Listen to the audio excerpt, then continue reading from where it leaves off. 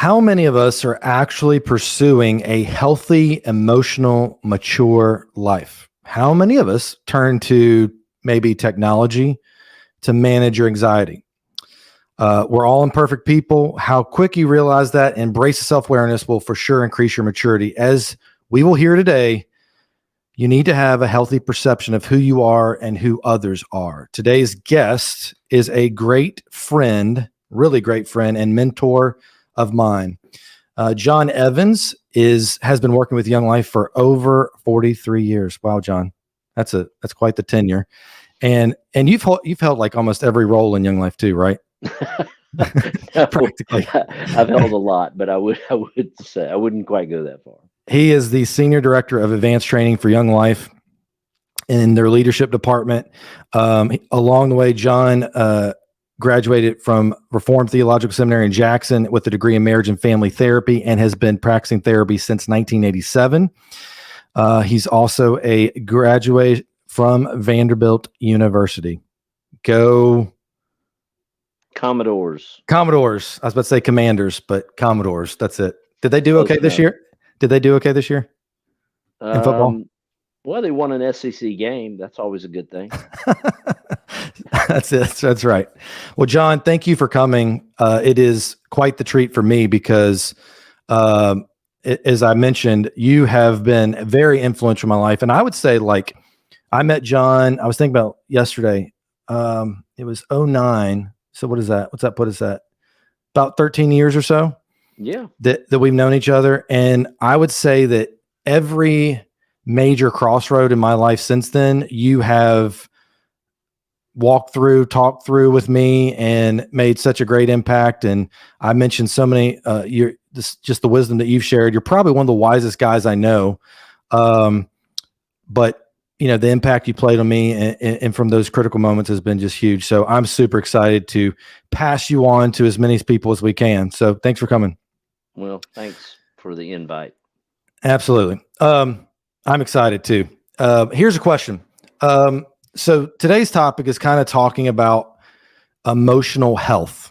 And that's what you're just to me the expert of that.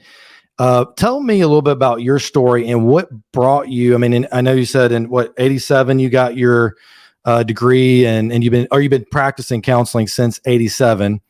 What drew you down that path to start pursuing maybe not even your own self-awareness, but maturity to help other people with that? Well, I'm a little uncomfortable with the term expert in emotional maturity Sure. because every day I'm confronted with myself and Right. and the reminder of how unexpert I am in my life.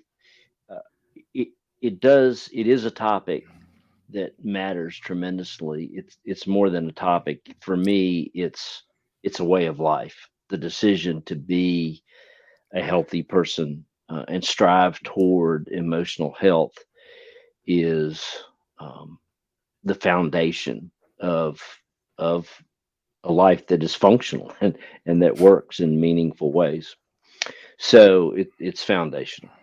I, I, I was that kid who people always talk to.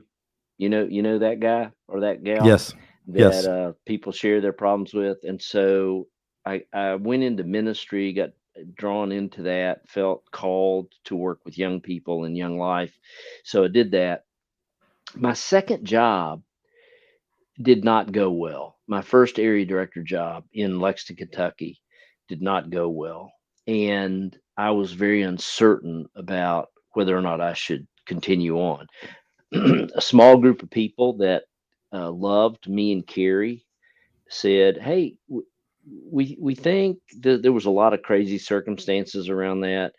They said, "If you feel called, you ought to keep going," and which we did. And so I wound up taking a job, moving from that difficult ministry situation, and I took a job in Jackson, Mississippi, to start Young Life here. And it was kind of my backup plan because if Young Life didn't work out, which I wasn't sure that it was, uh, then I had a backup plan. I could go into that life of listening to people and solving their problems, and that was my perception and all of that kind of thing. And so I was able to have a job, which I needed, with Young Life, and became a student at Reformed Theological Seminary in marriage and family therapy. And it was my plan B, but it was clearly God's plan A, because it was the backup that was changed my life. Uh, it changed the way I did ministry. It changed me. It changed my marriage, and it to this day. I, I'm in every conversation when I'm with somebody. I'm not going to act like a therapist because they haven't asked me to do that. But I can't turn off my brain. It's a way to see the world. Emotional health is a way to see the world that um, that makes life meaningful and workable. And I deeply believe Jesus was the healthiest, the emotionally healthiest person that's ever lived. And so he's our model for emotional health. Well, let me So, ask you this question. For when that's good, no, it's great. For those people who may, they don't have necessarily a spiritual faith or whatever, how would you say the benefits of exploring emotional health besides even just from a faith perspective? well, if um, I come from the school that all truth is God's truth, or God's Hmm. truth is all truth.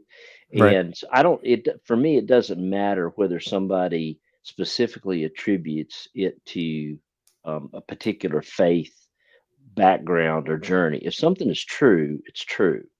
And emotional health is here's one of my favorite definitions of emotional health: being in line with reality.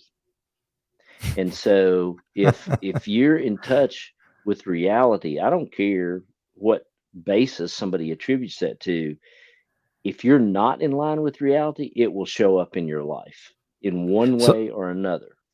well, let me ask you that question for someone, because I would say, and kind of what I've learned from you is there's a lot of times been things I don't see in myself, like I'm acting a particular way, and what's the old psychological quote about like 20%, 80% of what we do is uh, subconscious. We don't even know we're doing it. Is that how it goes? Sorry, it might be something I don't know. I don't know that. what exactly the percentage would be. I think for most of us, if we're not paying attention in our life, it's really, really high. And if we are paying attention, we still miss a lot, because Sure. being aware of ourselves is a lifelong journey. So for the person that's out there that may not even know that, would you say the reality? Say that part again. The reality.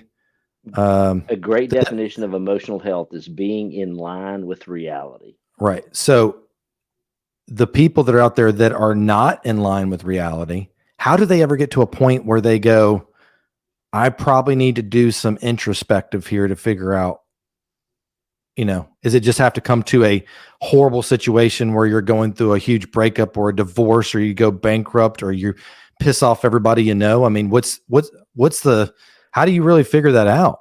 Most of us, that is the great mover in life. For most of us, it's pain. Mm-hmm. When the pain of where I am is greater than the fear of where I'm going, that's when I'm generally open to looking at other things. And let me be real clear: none of us can see this completely by ourselves. I have to be open to seeing myself and others honestly, or in line with reality. But I have to have input from other people. I cannot do it by myself. Yeah. Who would you say, from your perspective, and maybe you don't want to say their name or whatever, but is the most emotionally healthy person that you know? And how would you describe them? Well, that's a great question. I have a couple of friends that I think are really, really healthy people. and they've had huge impact on me. Uh, Healthy people, and this is a standard definition of EQ, emotional intelligence. Mhm. Healthy people have a sense of what's going on inside of them.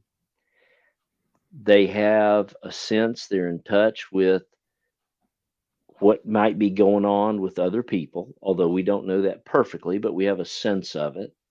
And they use all that to manage that information to manage themselves and relationships for good, for positive outcome, for caring, for empathy, for healthy relationships, for confronting difficult problems. All of that is used in the management of relationships for good. Um, Because I think we know what it's like to be around someone who's I mean, I feel like I don't know how to describe it. I mean, you can obviously, when you're around someone who probably is a little dysfunctional and there always kind of sends to be a problem or drama or, whatever, you can kind of go, okay, whatever reason, maybe they're going through something, but maybe it's also like they need to kind of jump into there. But, there's very few people I've been around where I'm like, when I'm around that person, it feels like, I mean, there is that sense of like, they've got it together, not in a cocky way, but in a, um, it's comforting. It's easy to be with yeah, that person. yeah. My words for that are I think the factors that make that up are authenticity. There's a sense that this person is authentic. What Hmm. you see on the outside is who they are on the inside. There's a sense of vulnerability, appropriate vulnerability, where I am willing to share who I am with other people. And uh, those kind of folks, they feel grounded and they are comforting to be around. Yes, Yeah. absolutely. I mean, for me, it's, when I get around the people that I don't want to be, judgmental or anything, but when you're around someone who's just like, this is a lot of work just to be in a conversation. And when you get around someone who's like, this feels like a breath of fresh air. I mean, it's like, to me, you can see it. So here's a question. Here's the next topic I would say is, why do you think, I mean, like, I feel like, and we've had lots of conversations before, when, if I could see what was wrong with me or see what was like, an issue maybe in my life or whatever, I'm probably, and that's just my personality or whatever, but I'm probably going to want to like explore how to solve that problem in a sense. Why do you think that not most people, why do you think that people do not embrace kind of pursuing emotional health? Well, it's probably there are probably a lot of factors in those kind of questions, but if I had to pick a big overarching reason, it would be pain. It's painful to confront Hmm. ourselves. Jim Collins, the great business guy, who has been very influential in my life. The first big principle is confront the painful reality. You Yeah. cannot change anything until you confront the painful reality. Let me tell you an interesting stat. Okay, so there was a lady named Tasha. I think it's Ulrich. Ulrich. I'm not sure how you pronounce her last name, but she's got some TED talks, and she wrote a book called Insight, and she had a very rigorous set of criteria, and she said that 80 to 85% of all people think they're self-aware. Most people do. If you have a room full of people, 70-80% of the room will raise their hand. They're pretty aware. The actual stats that her team uncovered were 10 to 15% of people are self-aware. Most of us are not. It's difficult to face.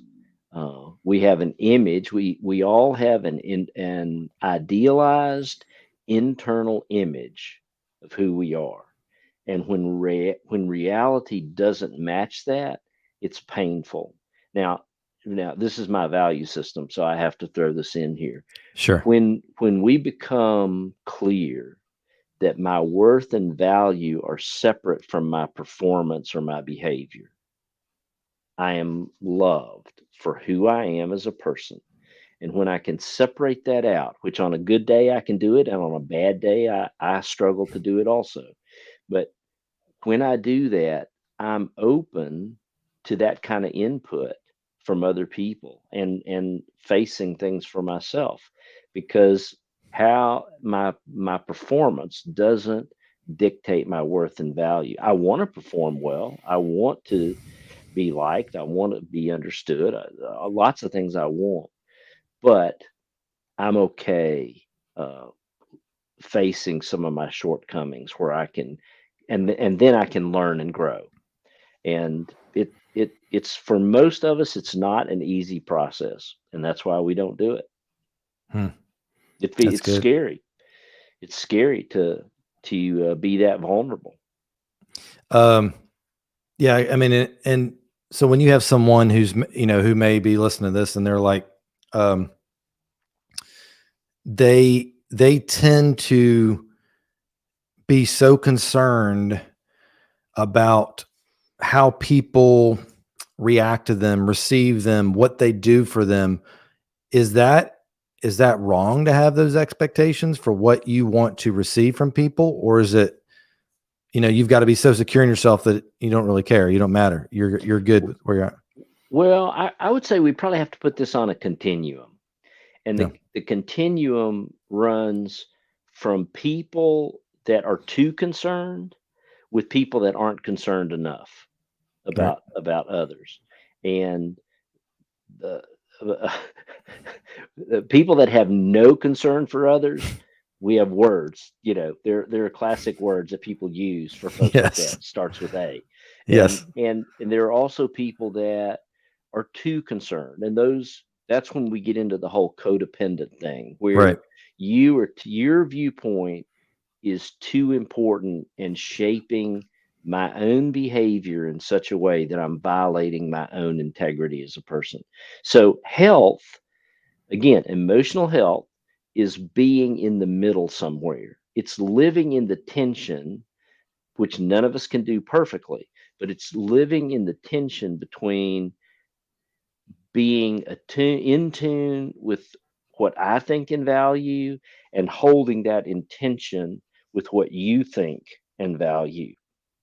Yeah. And sometimes I'm going to lean one way and sometimes I'm going to lean the other, but I'm not going to go to either extreme. I'm going to stay in the middle and tolerate the tension. And that's another thing you don't hear people talk about much, is tolerating the tension or the ambiguity of living in between self and others. That's where we're called to live, is in the Right. middle. And I would argue to say that like the most tension you see in what I was describing is in uh, relationships with someone super important to you, whether that's your husband or wife or your boyfriend or girlfriend. And it seems like we all want from the other side. So I want Lauren to offer me, whether support or encouragement or whatever. She wants me to offer her this. And, I think what I find a hard trying to find the balance of like wanting it and also, but not expecting or, whatever. How do you really, do that healthy in a way, like where is it okay to have expectations from your spouse or your boyfriend girlfriend, and at the same time, like, what should you expect, what should you not expect, how do you live in how would you say you live in a healthy emotional mental state there when you get what I'm saying? Yeah, I do. Well, it's the same answer. You live in the tension. Is it legitimate to have expectations? Yes, absolutely. There are things we all want. Am I okay if I don't get them? That's Right. Yes. then a person has to decide. Yeah. And if I'm not okay with not getting them, then I have to make decisions based on that. But what I see in marital therapy an awful lot is people having expectations of wanting the other people to meet needs in their own life that it's not possible for another human to meet those needs completely or fully. That's Mm, that's that's God's job. right. Like you remember C.S. Lewis talked about there's a God sized hole inside of every one of us. Hmm. And when we look to other people to fill that in ways that are it's too big a burden to put on another human being, then we'll be disappointed. And that's not about the other person. That's about me having realistic expectations, number one, meeting my own needs appropriately and hopefully in healthy ways, not in Right. unhealthy ways. I Right. can I can get rid of some of my needs. I could drink myself into a stupor, and that would certainly get rid of the need for that moment, but Right. it wouldn't solve the real problem of me caring about myself enough to meet my own needs. Yeah. That's great. Um, talk about this. And I think in my conversations with you, and my story of how I grew up and being raised by a single mom, and we didn't have a ton of money and all that. Learning kind of how my growth as a kid and teenager and young years, the upbringing of someone. How does that? What have you seen the biggest effects that's had in someone's emotional health, and how that affects them long term? Well, I have a huge bias on this topic, and I deeply believe that our stories shape who we are. Hmm. Now, we are more than our stories, and our stories do not have to be determinative. It's not a fatalistic thing. I believe we can grow as people. My dad was a psychiatrist, and he was an internal medicine guy. Went back to school, became a psychiatrist. And one of the reasons that I wound up not going into that, which I had planned to do, was that dad didn't really believe people could grow. He believed you could take medicine and control things, and he loved the fact that it actually would be helpful if you could get people to actually take their medicine. They they they will get better in a lot of situations. But I, I believe people truly can grow. Not easy, takes time. Okay, very clear. Not easy, takes time. But I believe people can grow and transform because that's what I've experienced in my life. So, but our stories are hugely important. Um, my baby brother died when I was 26 months old, and I have no memory of of Michael Beck at all.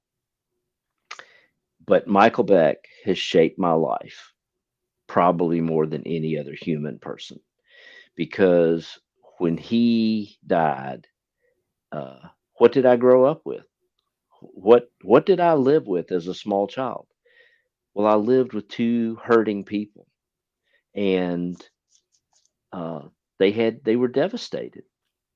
I cannot imagine the pain of losing a child, and so I started caring about how other people felt Hmm. and wanting to make help them feel better. I started doing that at 26 months old, and that fact explains more of my life than Hmm. anything else that I've ever learned about my life. Hmm. So, and for good and for ill, because for a long time I didn't have healthy boundaries around caring. I mean, Yeah. oh my gosh, the stuff that I would, when I was 20 years old, the stuff that I would jump into inappropriately to care for people. It just gives me the shivers, and as I think about that, so I've had to learn to put healthy boundaries around that caring to make it appropriate and to um, to care for the other person's wishes. Everybody's not asking me to jump in their business, and so I had to learn to boundary that in some healthy ways. But Yeah, it was interesting. I was talking to our real estate team this morning, and we were talking about, like you have a potential sale come through where someone's like, "Hey, I'm thinking about buying a house," and which is a very big deal for most people. I mean, how many times do you do that in your life? And you step into that process, and they've got to have confidence and trust in you that you're going to help them through that. But a lot of people don't even know all the answers, and they're like walk in kind of blindly, and they don't know, um, should I buy now? Should I buy later? What, like what's the market doing? All that stuff. And we were talking about, and I hate to use the word conversion because I never want to be the real estate agents like I'm going to convert people into sales. That's because that's not how we run our ship over here. But conversion that's the word we have to use for someone comes in and then they end up making a transaction that you converted them. That's the word we use. I wish it was different, but that's what it is. And it just hit me this morning because I was trying to like talk through, like a lot of our agents were like, man, when I get on the phone with people, I just can't, you know, uh, help them understand like what the process looks like, and they just give up and they quit, and then they ghost me. They never want to talk to me, and then I don't end up make sale, wasting my time, whatever. And I was trying to describe, because for me, that's kind of been, I mean, not say easy, but it's been easier. I feel like I'm skilled at it. Like you come to me and you go, hey, this is what I do. And then I realized, when I was a kid, my mom, single mom, not making a ton of money, raising me, didn't have a father figure. I had to kind of raise myself in a sense, in a lot of ways. We've talked about before. And so I was like, I've literally been problem solving since I was a super young kid. So a problem arises to me. Here's what I want, whether it's good or bad. I remember when I was like 7 years old, I wanted a Nintendo because everybody had a Nintendo. Remember the old school Nintendos with Mario? yeah, And yeah, yeah, you and bet. I went to mom and I was like, "Hey mom, can you buy me a Nintendo?" She's like, "Oh, at that time I think they were like $150 or something like that." She's like, I can't afford that." So then I was like, I still want it. So I went through the problem solving method to figure out how to get that Nintendo. And that skill at 6 years old has helped me today, Yep. to be able to be good at what I am. And I'm like, but it's also, there's probably the same effect. There's things that I learned that probably are in that part that the quote you talked about, that's in that 85% that are maybe hurting someone or maybe having a bad effect on my life or people around me. So it's just kind of being aware of that. But yeah, That's a great example. I mean, that's we're all shaped in significant ways. Can I tease that story out just a little bit sure. in Go terms for of it. like health? Yeah. So so your life gave you this capacity to solve problems, and you're using that in all kinds of in real estate, in coaching, in mentoring. You're using that in all kinds of ways. If you didn't also have a deep sense of security that you as a person are more than just my problem solving ability, if if somebody came to you and you're authentic, you're genuine, and you give them your best input, this is what I think, this is what we're doing, and you generally are caring for them. Empathy, that's a huge part of emotional intelligence, right? Right. So you're giving them their best input and they don't take it. Well, if you go crazy and say they're idiots, they're the stupidest people on the planet, then actually you needed their taking your advice in order to feel good about yourself. Yeah. That's unhealth. Yeah. Your job is to get my job is to give people the very best that I can do within the best of my ability, and that's not perfect, and I'm also in touch with that, and I say that I'm giving you the best that I can give. but I want what's best for you. So you make your best choice for yourself. And then I live Right. with that. But Right. that's a healthy sense of self, a healthy sense of other, letting the other people be responsible for their stuff, and I'm responsible for mine. Those are the kind of benefits that I think come from being an emotionally healthy person. And I'll tell you, John, some of the, the things that you've taught me the most, and I wish I could really articulate it the best way, but I feel like there's been times where I've had really hard circumstances come up, and I have genuinely checked myself and gone, am I doing the right thing here? Am I trying to put the other person first? Am I doing this? Am I doing that? And I'm generally going, all right, I don't think I'm being arrogant. I don't think I'm being cocky. I don't think I'm being manipulative or anything like that, which there could be a possibility of that because, Sure. if you're not self-aware, but I tried it and gave my best effort. And then I was still in some way or another denied. And the lesson you have taught me has been, you got to be okay with that. You don't need to blow up. You don't need to lose your mind. It doesn't mean it's not going to hurt or be painful, but Yep. you need to take it and go, have confidence that you did the right thing, and then allow that person to deal with kind of what they're dealing with in a sense. And if they're not receptive, okay, that's fine. You just make sure you felt like you did the right thing. And the hard part is the pain will come sometimes when you Yeah. and whether it's in business, you didn't get a sale, or it's in a relationship, you lose a friendship, but you still have to go as you talked about boundaries, going, hey, I'm putting my best foot forward here and I'm doing everything I think is best. If you're not going to be receptive of that, well, I mean, I can't control what you decide at that point. Yep. And that, we didn't even talk about boundaries. Healthy people have healthy boundaries. And here's the greatest definition of the world in boundaries: it's where I end and you start.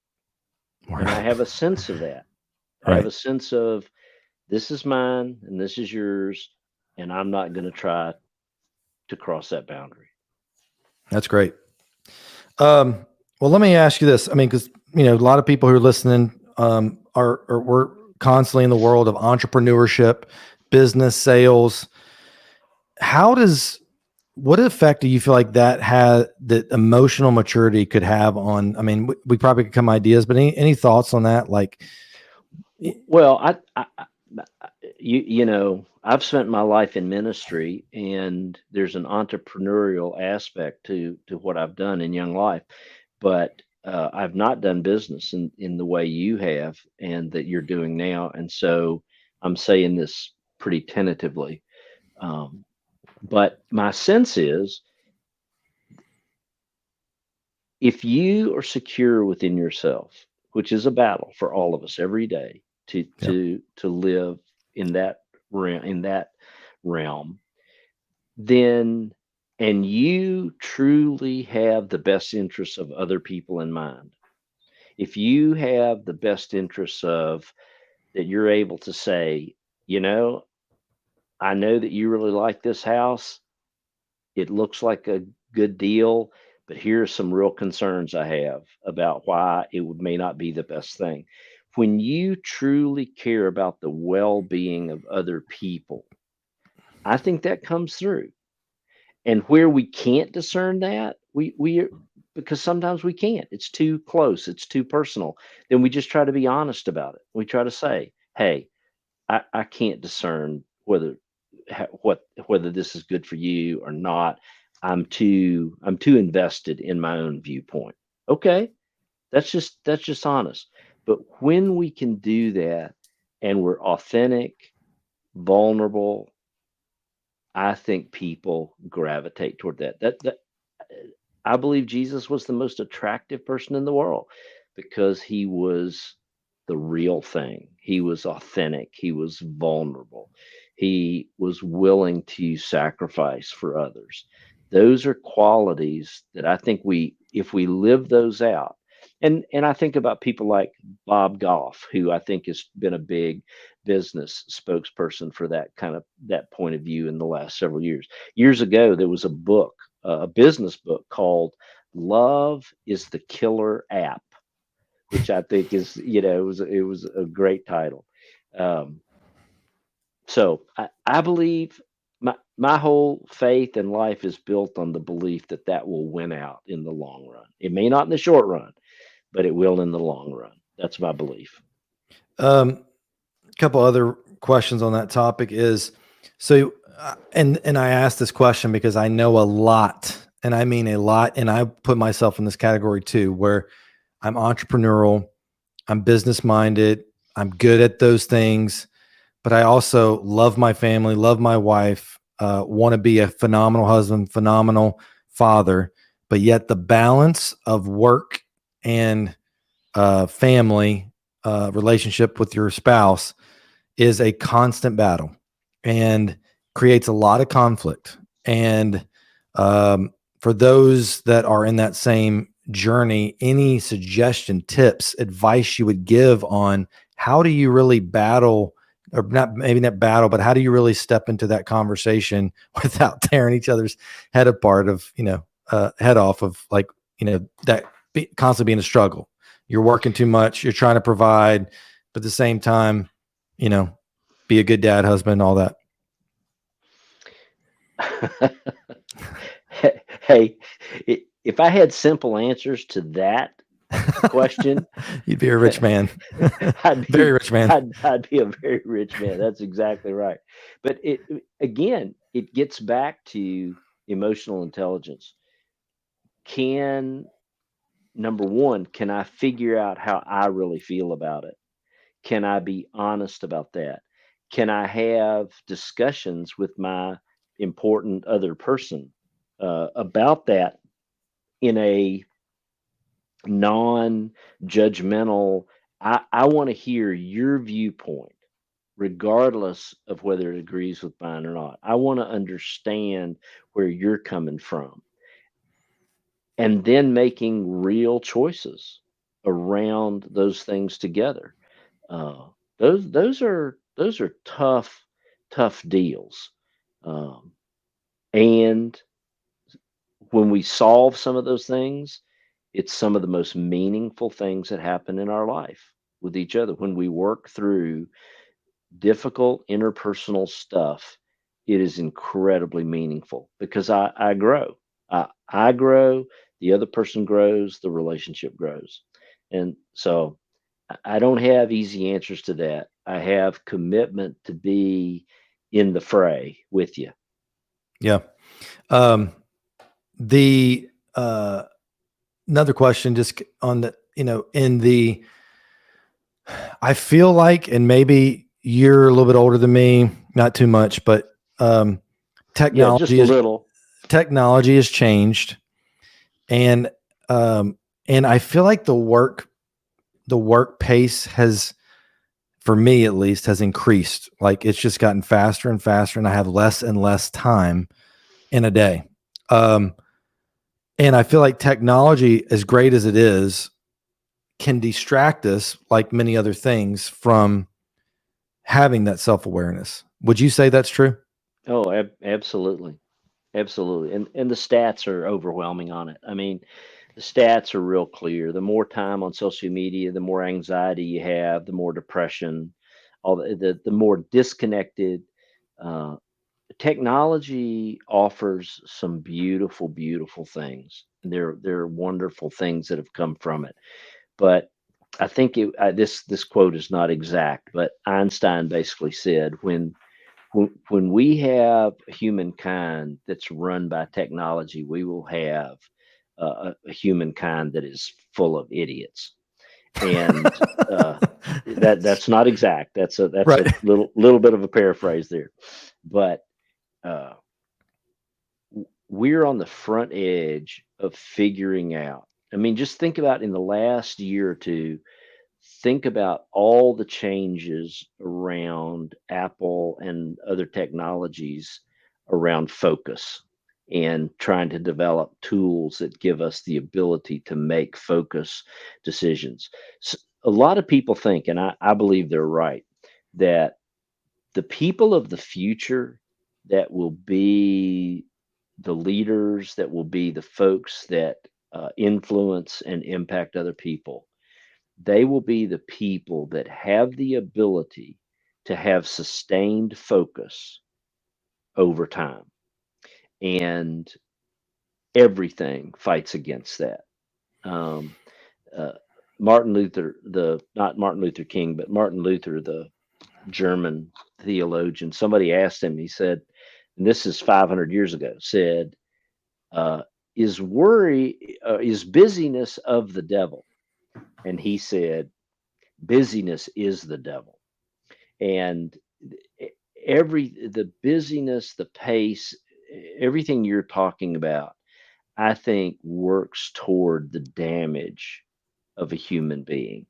And Mm. so the battles of the future will be for people to be healthy will be, how do I resist that constant invasion into my consciousness, into my thought process? And how do I take more control and responsibility for that so that I have true time to think about myself, my life, the things I need to focus on, the projects.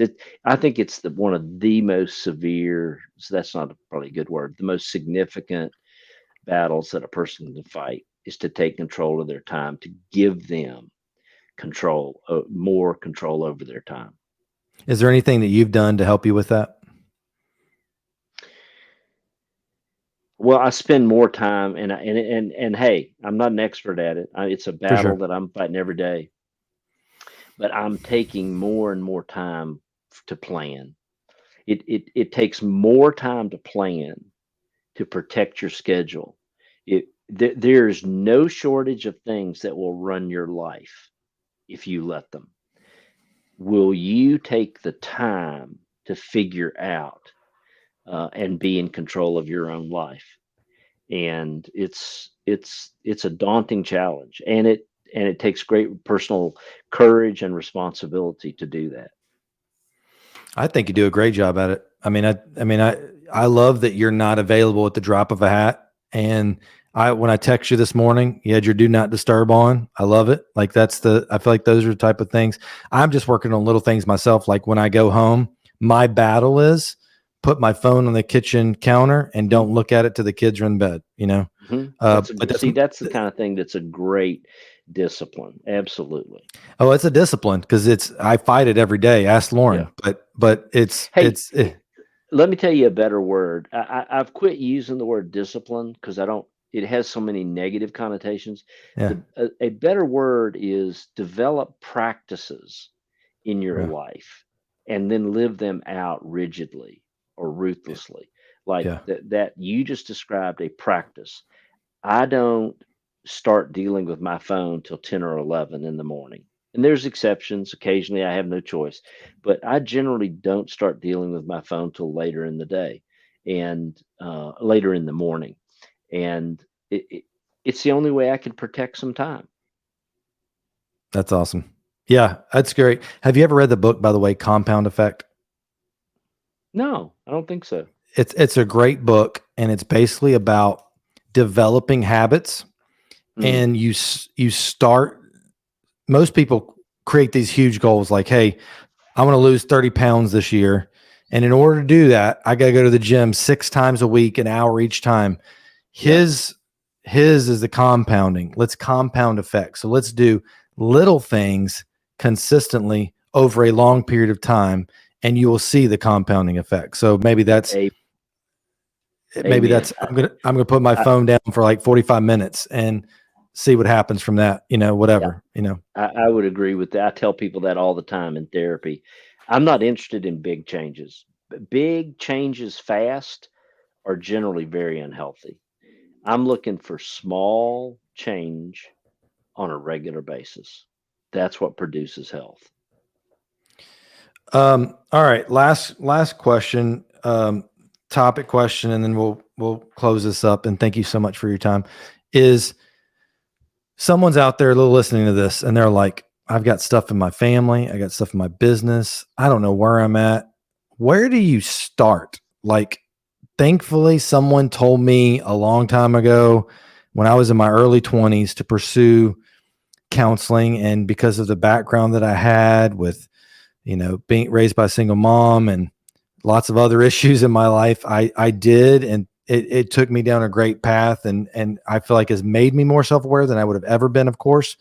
But I still today feel like I have to continually do that, put people around me, pursue therapy, whatever it is. And I think a lot of people are scared of it because there's something, I think there's something around the word therapy, counseling, that make people feel like something's wrong with me. But the reality is something's wrong with all of us.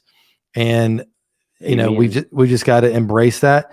But for someone who's there and never done anything, and they're like, how do I really take a few steps forward in figuring out how to become emotionally healthy? What would be those first few steps you would encourage them to do? Okay, that's a great question. Obviously, having the courage to go see somebody and just talk and have somebody listen to you very well. And let me just say, if they don't listen well and they start giving you advice, run away from that therapist. Okay, because good therapy are not advice givers, at least on a very very small amount is that.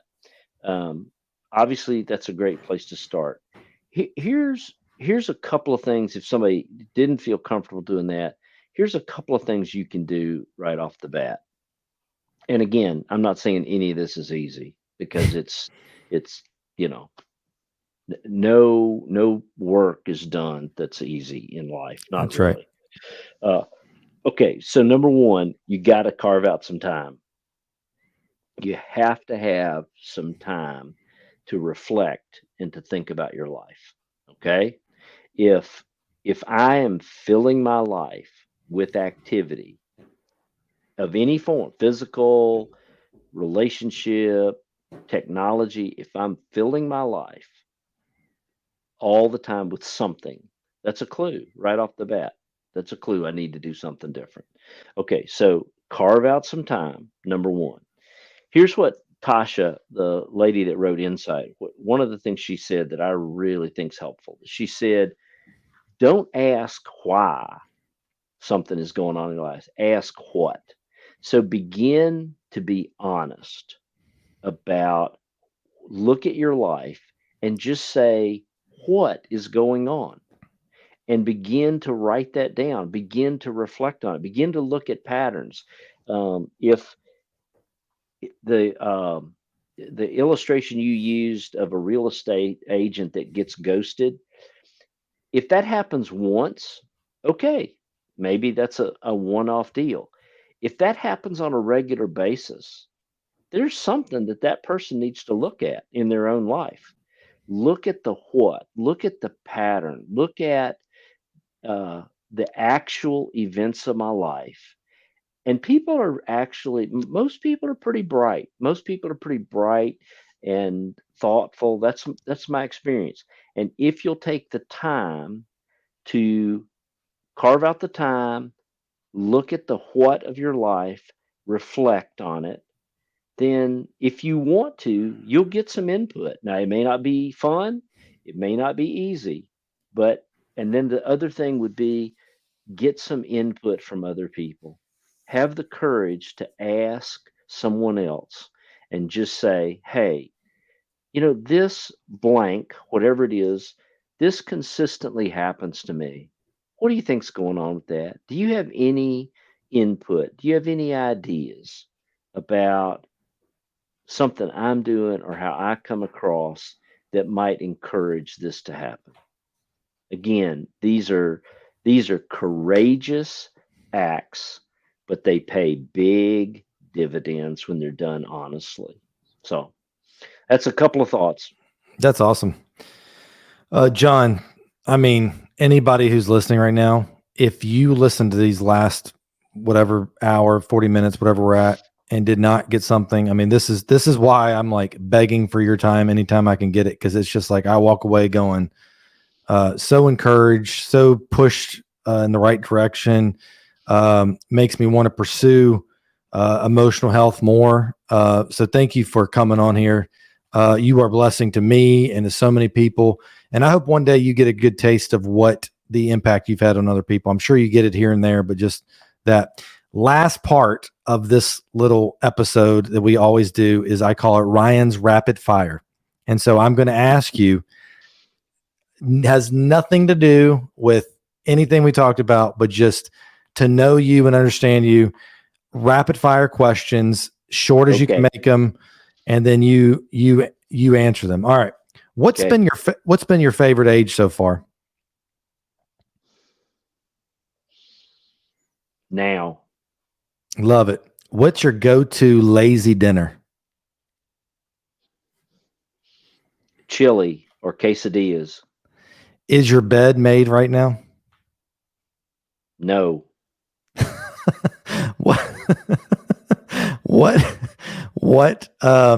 What movie do you enjoy quoting the most? Ordinary People. What's that movie? That's from who's the actors in that? Mary Tyler Moore, Timothy Hutton, kid. Okay. Blank on the dad. Robert Redford's first directorial debut, and he wins the Academy Award. He's one of my favorite directors of all time. You know my favorite movie he directed? See if you know me well enough. The one about the horse, the one where he sets the horse free. What do I love doing more than anything when I'm by myself? Of course, fishing. The river runs through it. That's right. Have you? I have this question written down. I'm like, if you answer yes to this, I'm going to love it. Have you ever gone viral online? Have I ever gone viral online? Well, not that I know of. I would love to see a TikTok dance by you, John. What? Not that I know of. What's your favorite board game? Clue. What's the last craft that you made? Craft.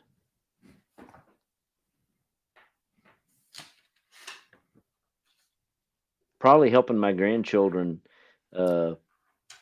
make some kind of design that they're working on. Did you have a nickname in college or nickname growing up? I did. I had one in college. Which was, you can tell me?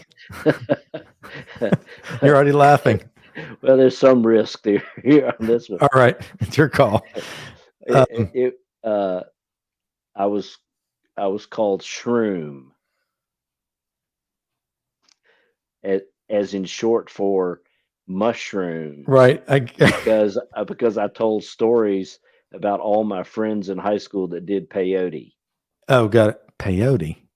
I wish I knew. I don't know. Psilocybin. Got it. What dish do you cook best?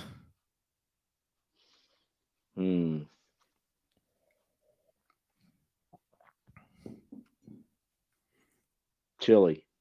I had a feeling you were going to say that. Two last questions. Finish the phrase. The way to my heart is through notes or words of affirmation. That's a lesson for you to ask husbands to your wives. Last question. Oh, I've got, two more questions. What are you looking most forward to right now in your life? Oh, I just went part-time with Young Life and October 1st. And I'm in the process of trying to rearrange my life so that I have a little more margin that's available for personal pursuits. Love it. Last question. I asked this as always, the last question. You have 24 hours. There is no time. You can, like, if you want to travel somewhere, you can be there in 30 seconds. Money is no object. Where would you go? What would you do? 24 hours. Where would I go for 24 hours? Yeah. Where would you go and what would you do? Time is it doesn't take you 24 hours to travel somewhere if it's that far away. Gotcha. And money is no object. I would go on a trip with Carrie to either Costa Rica or Vancouver. Awesome. The hot Two and the cold. two favorite places in the world. I love it. John, thank you again for joining us, man. I actually feel like I just had a counseling session, even though it's supposed to be supposed to be a podcast. If someone wanted to, by listening, wanted to just ask you a question or shoot you an email, can they shoot you an email? They look you up on social media. What would be a Sure. way for them? What would be a way for Sure. them to contact you? The easiest way would be to shoot me an email.